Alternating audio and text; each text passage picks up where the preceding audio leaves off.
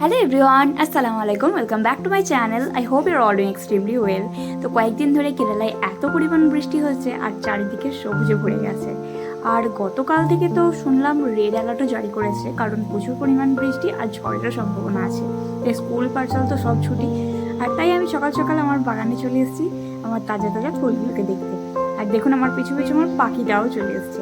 এখন হাঁটতে শিখেছে, তাই আর হামাগুড়ি দেয় না, সারাদিন টুলু টুলু করে হেঁটেই বেড়ায়। আর ওর সঙ্গে ফেভারিট ওর রোড রোলার, এটা ওর খুব পছন্দ। আর আমার বাগানের নয়নতারাগুলোকে একবার দেখুন, বৃষ্টির ফোঁটা পড়ছে আর আলাদাই একটা সৌন্দর্য প্রকাশ হচ্ছে, দারুণ। রাস্তাঘাট চারিদিকে এত ফাঁকা আর ঝমঝম করে বৃষ্টি হচ্ছে, মনে হচ্ছে ছুটে গিয়ে যেন রাস্তায় ভিজি, বাট ভিজতে তো পারবো না। তাই খিচুড়ি খাওয়ার কয়েকদিন ধরে ভীষণ ক্রেভিংস হচ্ছে, তাই ওকে আজকে সকালে বলেই দিলাম খিচুড়ি আজকে খাবোই। তাই ওই সামনের গ্রসারি শপ থেকে আনতে গেছে কিছু সবজি আর বানানো হবে খিচুড়ি। তাই ও আজকে আমাকে বললো, যখন তোমার খিচুড়ি খেতে ইচ্ছাই করছে তাহলে আজকে খিচুড়িটা বানাবো আমি। তো আজকে আমি জোগাড়ে হব আর ও বানাবে খিচুড়ি। তো চলুন রান্নাঘরে যাওয়া যাক। তো কিছুক্ষণ আগেও চলে এসছে বাড়ি। আর এদিকে আমি ডাল আর চাল দুটো প্রেশার কুকারে আমি সিদ্ধ হতে চাপাচ্ছি। 2 কাপ চাল আর 2 কাপ ডাল আছে, আর একটু বেশি পরিমাণই বানানো হচ্ছে আজকে। আর এদিকে যে সবজিগুলো এনেছিল সেগুলোই আমি কেটে ভেজে নিয়েছি ভালো করে। আর এদিকে সয়াবিনও ভেজেছি, আজকে সয়াবিনও দেবো। আর কয়েকদিন আগে রিলায়েন্স থেকে এনেছিলাম এই ফ্রোজেন বিনের প্যাকেটটা, আর আজকে মটরশুঁটিও দেবো। তাই একটা প্রেশার কুকার চাপিয়েছি, মাঝখানে হচ্ছে বাবুর খিচুড়ি আর এদিকে হচ্ছে ভাজাভুজি। তো ভাজা সব হয়ে গেছে সবজিপাতি। এদিকে চিকেন রান্না হচ্ছে। কয়েকটা ম্যারিনেটেড উইংস পিস ছিল ফ্রিজেতে, সেগুলো আমি এয়ার ফ্রাই করে নিয়েছি। আর এটা জাস্ট মশলা কষে চিকেনটা রান্না হয়ে যাবে। সমস্ত রান্না ডিপার্টমেন্ট আজকে ও নিয়েছে, তাই আজকে আমি সমস্তকে জোগাড়ে হেল্প করছি আর রান্না করছে ও। ওর হাতের একটা আলাদাই জাদু আছে, এত ফ্যাশনেশনের সঙ্গে রান্না করে। ওর পাশে এতদিন আছি, বাট আমি এখনো শিখে উঠতে পারলাম না। দেখুন দুটো প্রেশার কুকারে আমি সিটি হতে দিয়েছি, একটা হয়ে গেছে তাই বন্ধ করে রেখেছি গ্যাসের ফ্লেম, আর একটা হচ্ছে, তো একটু বেশি করেই হচ্ছে আর কি। তো এদিকে আমাদের চিকেন হয়ে গেছে, 4 পিস উইংস ছিল, তো সেটাই হয়ে গেল। তো ওই তো উইংসগুলো নামিয়ে নিয়েছি। এরপর হচ্ছে খিচুড়ির প্রিপারেশন। তো পেঁয়াজ, টমেটো আর টুকটাক মশলাপাতি যা হয় সেটাকে দিয়ে কষানো হচ্ছে। আর একদিকে বাবুর খাবারও আমাদের অলমোস্ট কমপ্লিট হয়ে গেছে। তো এই তো পেঁয়াজ আর টমেটোকে আদা রসুন বাটা নুন মশলা দিয়ে ভালো করে কষানো চলছে। বেশি কষানোর দরকার নেই, পেঁয়াজ হালকা গলে গেলেই হবে। তো এখানে দেখলাম ও 5টা আস্ত ডিম ফেটে দিচ্ছে। তো এই স্টেজে ডিম ফাটানো আমি আগে কখনো দেখিনি, বাট ওর একটু ইউনিক স্টাইলে রান্না করে, তো তার জন্য আমি কোনো কমপ্লেনও করতে পারবো না। জাস্ট দেখে গেলাম আর আমি ভিডিও শ্যুট করে যাচ্ছি। তো একদিকে বাবুকে খাওয়াচ্ছি, একদিকে ভিডিও শ্যুট করছি, একদিকে ওর হেল্প করছি। একটু বেশি হ্যাট্রিক ব্যাপার হয়ে গেছিলো আমার জন্য, বাট ভিডিও করতে তো আমার বরাবরই খুব ভালো লাগে, তাই আমি আপনাদের সঙ্গে এটা শেয়ার করলাম ওর ইউনিক স্টাইলের খিচুড়ি রান্না। তো এই তো ডিমটাকে ভালো করে পেঁয়াজের সঙ্গে মিশিয়ে নিয়েছে আর কিছুক্ষণ কষবে। তো ডিমের তাহলে কাঁচা গন্ধটা এখান থেকে চলে যাবে। তো ডিমটাকে ভালো করে কষিয়ে নিচ্ছে, একদম লো ফ্লেমে আছে, এখানে কোনো রকমের কোনো পানি ইউজ করেনি। পানি ইউজ করলে একটু রানি হয়ে যাবে। আর এদিকে আমার ডাল চাল ভালো রকম সিদ্ধ হয়ে গেছে। এরপর এটিকে আমি কনস্ট্যান্টলি নাড়তে থাকবো।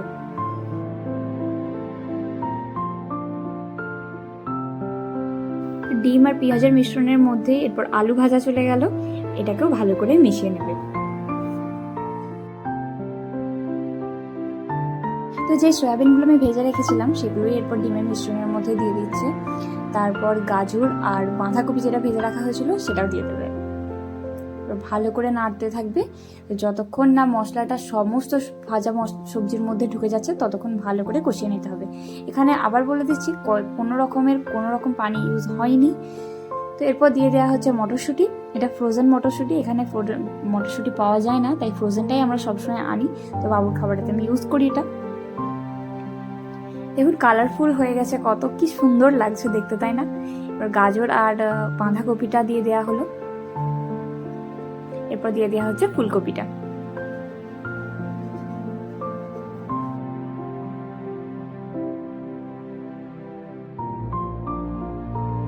সব সবজির সঙ্গে মশলাপাতিগুলো ভালো করে কষানো হয়ে গেছে। আর এদিকে আমি চালটা কনস্ট্যান্টলি নেড়ে যাচ্ছি, কারণ নিচেতে লেগে যাওয়ার একটা ভয় থাকে।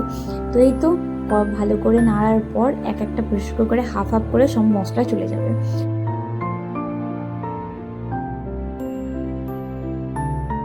তো হাফ হাফ করে মশলা চলে যাওয়ার পর আমি নাড়তে থাকবো একদিকে, আর ভালোভাবে খিচুড়ি ডাল চালের সঙ্গে সবজিগুলোকে আমি মিশিয়ে নিচ্ছি। কালারটা এত সুন্দর এসছে, মানে দেখে এখনই এত সুন্দর সেন্ট উঠেছে যে আমি কি বলবো। তো এতে একদিকে হয়ে গেছে একটা প্রেশার কুকার, আর অন্যদিকে আর একটা প্রেশার কুকারে সব সবজি মেশানো চলছে। তো অন্যদিকে আমি একটু ফোড়ন দিয়ে নেব, কারণ ফোড়ন দেওয়া খিচুড়ি আমার খুব ভালো লাগে, তাই তেল একটু গরম করতে দিলাম। এতে চলে যাবে একটু শুকনো লঙ্কা, আর দিয়ে দেবো 1 চামচ মতো 5 ফোড়ন।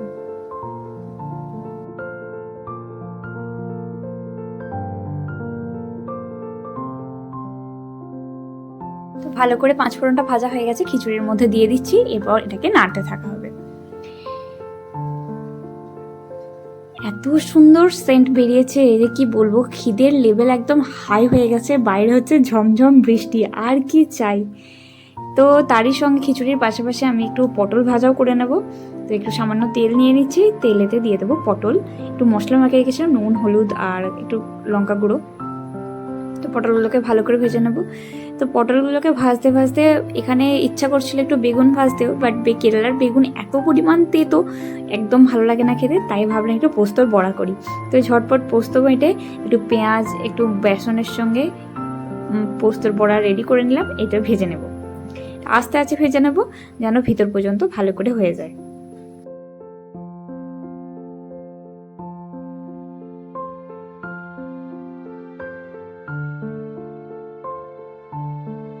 তো পোস্তর বড়াগুলো এদিকে হয়ে গেছে, তুলে নিচ্ছি। চলুন এরপর খেতে বসি। তো ঝমঝম করে বৃষ্টি বাইরে, আর এদিকে গরম গরম খিচুড়ির ওপর পড়ছে গাওয়া ঘি। গন্ধটা জাস্ট অসাধারণ। সঙ্গে যদি পড়ে যায় পোস্তর বড়া, পটল ভাজা আর মুরগি কষা, তাহলে তো আর কোনো কথাই নেই। চলুন আমরা খিচুড়ি ভালো করে এনজয় করি।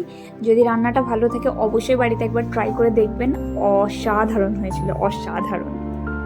অনেক কম সময়ে খুব ভালো টেস্টের একটা খিচুড়ি, অবশ্যই ট্রাই করবেন বাড়িতে। তো এদিকে বাবুও ঘুমিয়ে গেছে, আমাদের খাওয়া দাওয়া হয়ে গেছে।